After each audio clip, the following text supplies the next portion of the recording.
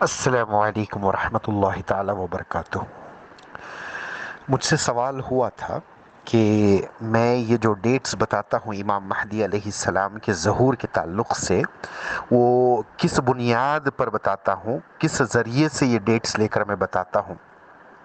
وقت کی بہت قلت تھی، کمی تھی، اس کا واضح جواب میں اس وقت دے نہ سکا، مختصراً میں نے جواب دے دیا، لیکن پھر بھی ایک ریکارڈنگ میں اپنی طرف سے یہ کرنا چاہ رہا ہوں کہ وہ تمام لوگ جن کو یہ سوال ہے کہ میں کس بنیاد پر امام مہدی علیہ السلام کے آنے کے ڈیٹس دیتا رہتا ہوں، وہ کیا ذرائع ہیں، بنیاد کیا ہے۔ ٹھیک ہے، سب سے پہلی بات، کسی بھی مسلمان کا علم و عقیدہ کے حصول کا جو بنیادی ذریعہ ہوتا ہے، وہ اولاً قرآن پاک ہوتا ہے اور اس کے بعد میں حدیث شریف ہوتے ہیں۔ ٹھیک ہے، کوئی بھی مسلمان ہو دین کے معاملے میں کوئی بھی کلام کرے تو سب سے پہلے بنیاد جو لیتا ہے نا علم کی، وہ قرآن پاک ہوتا ہے، پھر حدیث مبارکہ ہے۔ ٹھیک ہے، اب لوگ کہیں گے کہ قرآن میں امام مہدی علیہ السلام کا ذکر کہاں ہے؟ بہت سارے لوگوں نے یہ تک کہہ دیا کہ امام مہدی اور دجال کا ذکر قرآن میں موجود نہیں ہے۔ سمجھ میں آ رہی بات؟ تو ایسے بہت سارے عقائد ہیں لوگوں کے کہ کہتے ہیں کہ قرآن میں نہیں ہے۔ اللہ تبارک و تعالیٰ کی یہ سنت نہیں ہے کہ ہر شے جو ہے وہ کھول کر عام انسانوں کے لیے قرآن میں بیان کر دے، سمجھے؟ لیکن اس کا مطلب یہ بھی نہیں ہے کہ ان تمام ٹاپکس کا بیان قرآن میں نہیں ہے۔ قرآن خود کہتا ہے، اللہ تبارک و تعالیٰ خود فرماتا ہے قرآن مجید میں کہ یہ وہ کتاب ہے جس میں ہر شے کا واضح بیان ہے۔ صرف شے کا بیان نہیں ہے، واضح بیان ہے، کلیئر بیان ہے، کمپریہنسو بیان ہے، اور ہر چیز کا، ایوری تھنگ، جو ہو چکا، جو ہونے والا ہے، ما کان و ما یکون کا علم قرآن میں موجود ہے۔ جو کچھ ہو چکا، ہر شے، جو ہونے والی ہر شے ہے، اس کا صرف بیان نہیں، واضح بیان ہے، کلیئر بیان ہے، ایکسپریسو بیان ہے۔ ٹھیک ہے، تو قرآن تو جھوٹ نہیں بولتا۔ اگر قرآن یہ کہہ رہا ہے تو ظاہر سی بات ہے امام مہدی کا بھی اس میں ذکر ہے، دجال کا بھی اس میں ذکر ہے، قیامت کا بھی اس میں ذکر ہے، وغیرہ وغیرہ وغیرہ۔ ٹھیک ہے، اب ابن عباس رضی اللہ تعالیٰ عنہ کو کون نہیں جانتا؟ آپ جو ہیں رئیس المفسرین قرآن ہیں، جتنے بھی اس امت کے مفسرین آئے ہیں نا قرآن کے، ان تمام کے آپ سردار ہیں۔ حضور صلی اللہ علیہ وسلم کی خاص دعا سے اللہ تبارک و تعالیٰ نے آپ کو چھپے ہوئے خزانوں کا علم عطا فرما دیا تھا۔ ٹھیک ہے، تو آپ کا کیا قول تھا؟ آپ یہ فرماتے اگر میرے گھوڑے کی نال بھی گم ہو جائے تو میں کسی سے پوچھتا یا تلاش نہیں کرتا ہوں، میں قرآن سے نکال لیتا ہوں کہ میری گھوڑے کی نال کہاں پڑی ہوئی ہے۔ تو اس بات سے، اس قول سے آپ اندازہ لگائیں کہ قرآن میں کون کون سا علم ہے۔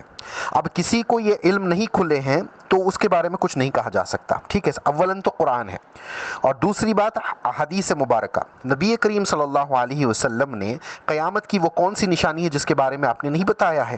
بتائیے آپ۔ قیامت کا سب کچھ بتا دیا، نہیں بتایا تو صرف اور صرف جو ہے کون سے سال میں قیامت آئے گی، بس وہی نہیں بتایا۔ دن بتا دیا، مہینہ بتا دیا، وقت بتا دیا، سمجھ میں کون سی تاریخ ہے وہ بتا دیا، اور قیامت کی مکمل چھوٹی بڑی تمام نشانیاں سب کچھ بتا دیا۔ تو یہ نشانیاں جب ہوتی جاتی ہیں تو لوگوں کو پتہ چل جاتا ہے کہ کیا کچھ ہونے والا ہے عنقریب۔ ٹھیک ہے، تو دوسری بات تو حدیث بنی۔ اس کے بعد اولیاء اللہ جو ہوتے ہیں، اللہ تبارک و تعالیٰ ان کو الہام کرتا ہے، ان کو کشف عطا فرماتا ہے، تو ان کو باطنی آنکھوں سے وہ سب کچھ دکھا دیتا ہے۔ تو اولیاء اللہ کے اقوال زرعی، اولیاء اللہ کی بتائی ہوئی باتیں اس ضمن میں آخر الزمان کے تعلق سے بہت جو ہے ہیلپ کرتی ہے، مدد دیتی ہے کہ یہ وقت کو پہچاننے کے لیے۔ تو اس میں سب سے پہلے سیدنا شیخ عبد القادر جیلانی رضی اللہ تعالیٰ عنہ، جن کی کتاب قربۃ الوحدت ہے، اس میں واضح طور پر بہت سارے بیان ہیں امام مہدی علیہ السلام کے تعلق سے۔ پھر ابن عربی نے کچھ اشارات فرمائے ہیں، اور نعمت اللہ شاہ ولی اتنا کھول کھول کر ٹائم لائنز کے ساتھ کتنا کچھ نہیں بتا دیا۔ ان کے پورے اشعار جو پڑھ لیں گے تو اس انسان کو تو واقعیتاً بہت سارا علم امام مہدی علیہ السلام کے تعلق سے ہو جائے گا۔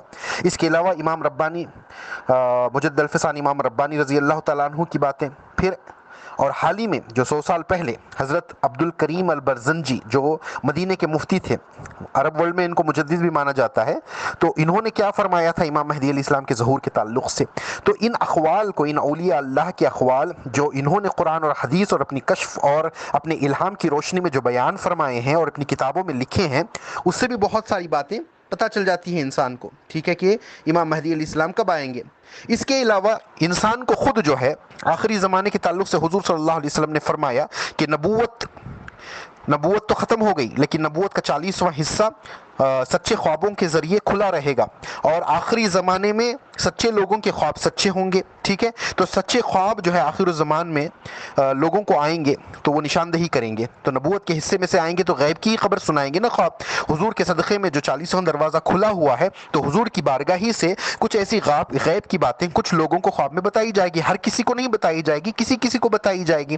तो ख्वाब, सच्चे ख्वाब और कुछ इशारात होते हैं। इसके अलावा हालत हाजिरा जो चल रही है, और हिस्ट्री उठाकर देखें तो निशानियों में कौन सी निशानी पूरी हो गई, कौन सी नहीं हुई है, क्या कुछ हो रहा है, तो इन तमाम चीज़ों को जोड़ेंगे तो किसी भी इंसान को अंदाज़ा हो जाएगा कि हम किस वक्त में जी रहे हैं और इमाम महदी अलैहिस्सलाम कब आ सकते हैं। तो इन्हीं बुनियाद पर मैंने अव्वल से आखिर तक हमेशा यही कहा कि 2018 से लेकर 2028 तक, इन 10 सालों में कभी भी इमाम महदी अलैहिस्सलाम का ज़हूर हो सकता है। लेकिन वक्तन फ़ौक़तन कभी ऐसा महसूस होता है कि क़रीब है, कभी कह दिया कि 22 में हो सकता है, कभी कहा कि 23 में हो सकता है। तो अब हमारा जो इवेंचुअल हमारा डिक्लेरेशन है, इसके बाद कोई चेंज नहीं होगा।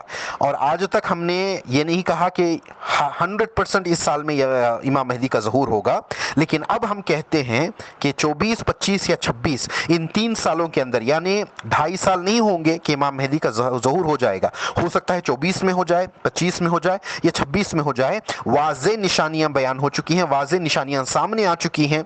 अब इसकी बुनियाद पर देखा जाए तो इन्हीं 2.5 साल के अंदर इमाम महदी अलैहिस्सलाम का ज़हूर होकर रहेगा इंशाअल्लाहुल अज़ीज़। जो आज तक भी इतने वाक़ियात होने के बावजूद भी इस ज़माने को आखिरी ज़माना नहीं समझ रहे हैं, इस दौर को दौर फितन नहीं समझ रहे हैं, इस दौर को जो है इमाम महदी अलैहिस्सलाम के आने का दौर नहीं समझ रहे हैं, इतनी वाज़े निशानियां आने के बावजूद भी नहीं समझ रहे हैं, इंशाअल्लाहुल अज़ीज़ मार्च 2024 के बाद ये तमाम लोग खुद ब खुद मानने पर मजबूर हो जाएंगे इंशाअल्लाह। अस्सलामु अलैकुम व रहमतुल्लाहि व बरकातुहू।